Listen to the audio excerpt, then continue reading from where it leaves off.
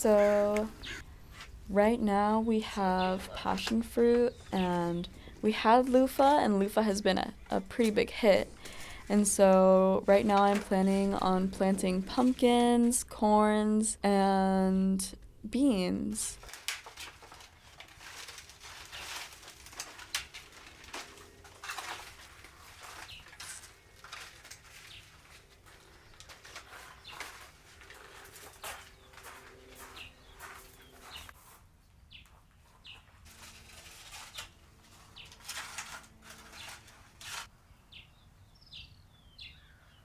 But I'm actually following just traditional indigenous practices of using the three sisters, corns, bean, and squash, because they're all companion plants. Right now I'm just starting seeds. We think about pumpkins in October, but we actually have to start them right now. So I've got pumpkins on my mind. Why is conserving water so important in California?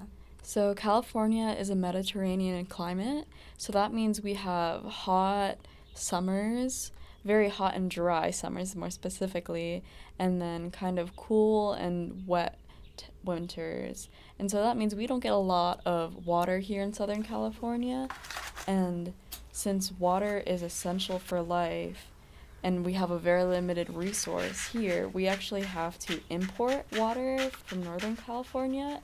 And because there's a need and our supply is very far away, that raises the cost of water. And to conserve water means reducing costs. And some ways to conserve water is planting native. So a lot of native plants adapted to survive this kind of climate, and so they require less water. A lot of people think that the bee decline is so important in our honeybees, but actually, it's our native pollinators, our native bees are declining. And so when we plant native, it creates more habitats for those native pollinators, and it increases the biodiversity of our community.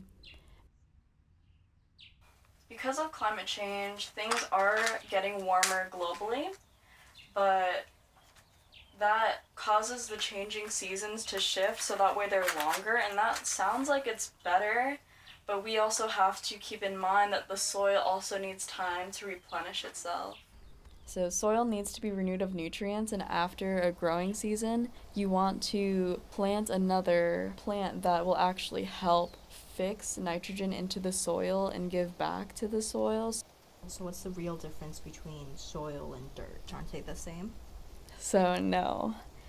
Dirt is comprised of all of your abiotic factors, all of your minerals and your rock. Its soil is a combination of those minerals plus living organisms. It's been broken down more, and it has actually nutrients and life growing inside it. It's a living being.